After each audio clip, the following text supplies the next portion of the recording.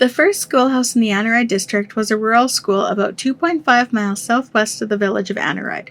The first school opened in 1911 and remained open until a small two-room schoolhouse opened inside the village of Aneroid in 1913. The brick building you see here was tendered at $11,000. Carpenters received $3 a day and laborers $2 a day. It was ready for use in 1915 and opened with 4 classrooms. In 1928, 2 additional classrooms were added to the school on the west side. This was an indication that the population was growing.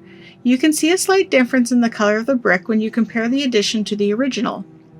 With the opening of the brick school, the small 2-room schoolhouse on site was closed. The school served Aneroid and the local area. There was no high school students until 1919.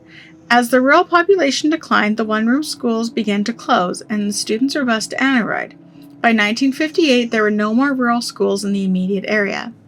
Eventually, the village schools cut back on staff due to declining numbers, and in the fall of 1960, the Aneroid High School students, grade 9 to 12, were bused to Kincaid, a nearby town, and not long after, grades 7 and 8 joined them.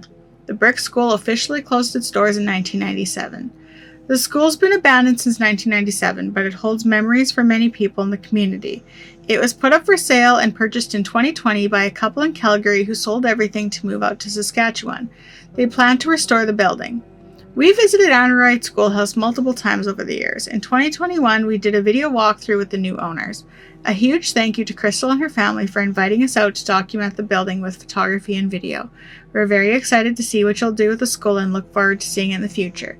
You can follow along with their adventures on multiple social media platforms under the name Adventures in Aneroid.